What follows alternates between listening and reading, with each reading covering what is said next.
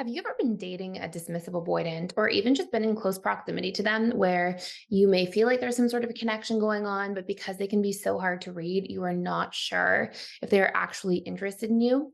Well, in this video, we are going to cover 7 major signs that a dismissive avoidant is interested in you. And we're going to focus specifically on this being some kind of dating or romantic relationship dynamic. So first and foremost, dismissive avoidants, when they are interested, believe it or not, are quite consistent. I think it's sort of this myth that people have where they believe that if a dismissive avoidant is interested in you, they may never talk to you for days or weeks at a time. And that really couldn't be further from the truth. While dismissive avoidants may have this tendency to kind of fall off the face of the earth from time to time or to withdraw, you will see that they do show up consistently to put some sort of effort into a relationship dynamic. And I want to really clarify that in this part specifically, because when dating somebody, when getting to know a dismissive avoidant, what you're going to see is that they're kind of operating in this dynamic of their feelings minus their fears.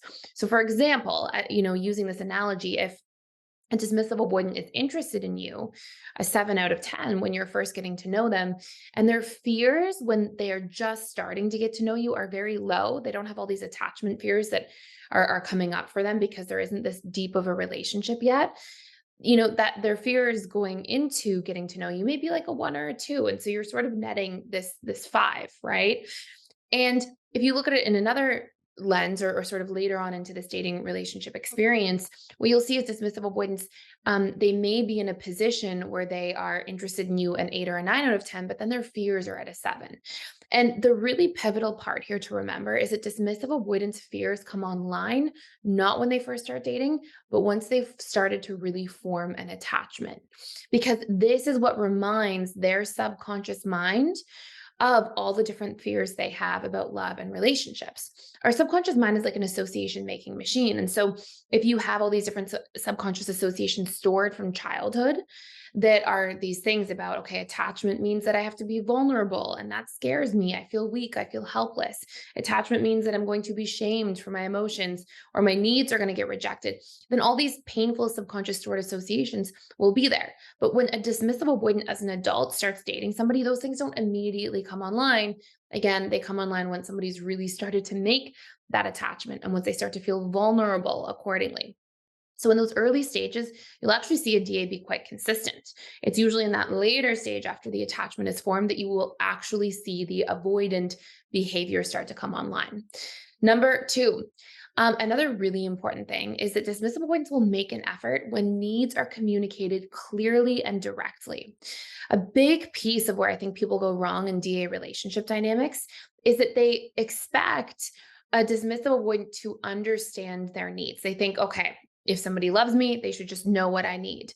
And again, this couldn't be further from the truth. It's not people's job really to understand what we need all the time and to mind read. It's our job to articulate it. And once we've articulated it, then we want to see that person show up and do the work and put the effort in. And I think that's something that's really important to remember is that dismissive avoidance, they were modeled their whole upbringing in childhood to see everybody be hyper independent. Everybody takes care of their own needs, goes their own way. And so it's a new way of being for a DA to start realizing that, okay, we're supposed to exchange our needs. We're supposed to communicate our needs to one another and meet and receive them accordingly.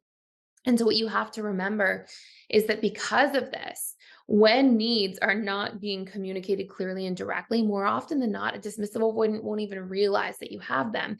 And so, it's really important that if you're dating a DA, you practice communicating your needs clearly and directly. Number three, you will see a lot of effort. Again, these pieces of effort come in almost like when the DA knows what to do, but when needs are communicated in the positive. There is a huge difference, and this difference lands even more so with a DA than any other attachment style. There's a huge difference between saying something like, you never do the dishes, versus, hey, I could use some support. Will you take a turn doing the dishes? When you communicate in real time, you communicate in the positive. So in terms of what you actually need rather than in the negative, the reactive form, like, oh, here's what you didn't do. Here's what you did wrong. This is where a DA is most likely to be most responsive. And what you'll see is if a DA is interested in you, they will actually show up and listen to your needs when they're clear, specific, direct, and communicated in the positive. Okay. So far we've got number one, consistent. Number two, you'll see effort to meet your needs when they're communicated clearly and directly. Number three, when they're communicated in the positive. Number four, they will text you back. They may text you back not as quickly, okay, than other attachment styles. But when I mean not as quickly, I mean like by the end of the day, is a good general rule. And I would say they're going to text back 95% of the time. I think another myth we have, and this is part of why I'm making this video, is people think, oh, they don't text me for 4 days and they're DA, so that must be why. A dismissive avoidant, if they're interested, they'll still text you back. They may be longer to respond than other attachment styles, as a general rule or on average. But you're usually going to see at worst, let's say you send them an evening text, they text you back by the next morning. If they're interested, they will text back.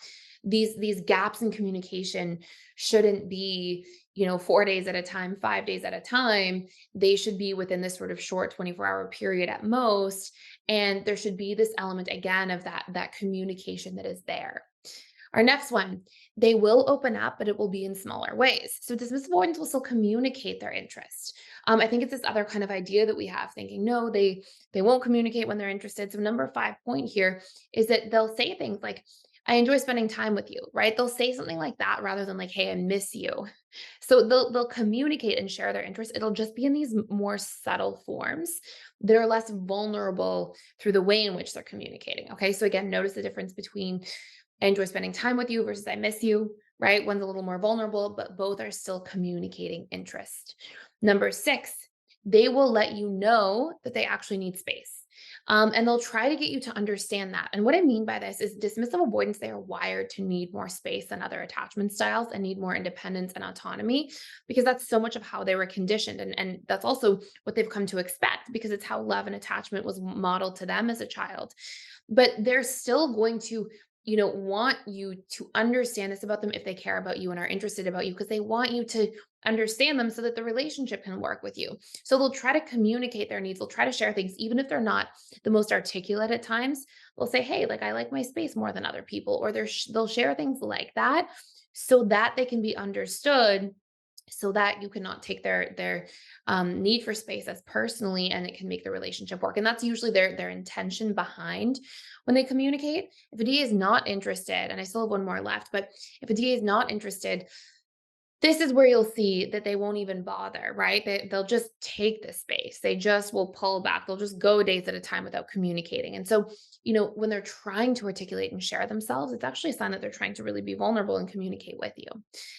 So before I give you the last one, if you want to actually understand DAs better, you can go into a course that we have for free for 7 days, and it's the dismissive avoidant in the 6 stages of relationships. I'll put the link down below, and essentially what that is it's a course that's outlining how the DA will actually show up across each of the different stages of love and dating. Because a DA will be different in the dating stage than they will be in the honeymoon stage or the power struggle stage or the stability stage. And there's different stages of relationships. They literally go like this: dating, honeymoon, power struggle, where most people break up, stability, commitment, and bliss. And so it will give you the different challenges, the pain points, what to expect, how to deal with the different challenges and pain points if you are a DA or the loved one of a DA. And so again, it's kind of the roadmap for relationship success. And it's about an hour and a half long. So you can really get through all that information and understanding and have that roadmap for success within that hour and a half. So I'll put that link down below. And number 7, dismissive avoidance will bring you around their friends if they're interested. It won't be immediate. It won't be all their friends all the time, but they will bring you around people that they care about. And it may just be 1 or 2 people, but they'll actually let you into their life. The way I would see this again is like, if you look at a fearful avoidant or you look at an anxious preoccupied, they'll bring you around everybody all the time and, more immediately. But a dismissive avoidant will bring you around people, slowly but surely. And similar to how we talked about how somebody might say, oh, I enjoy spending time with you versus I really miss you. It's almost like that same analogy. They'll still do it. It'll just be less. It'll be more subtle. So it'll be one friend here or there that you'll meet, but it will be slowly over time. And there will be this element of consistency. So really important things to keep in mind. Hopefully this gave you some clarity between if someone's just dismissive avoidant versus they may not be that interested. And thank you for stopping by and watching. If you are enjoying this channel, please like, share, and subscribe. Clicking the like button is awesome for the algorithm. And thank you so much for being here, and I'll see you in tomorrow's video.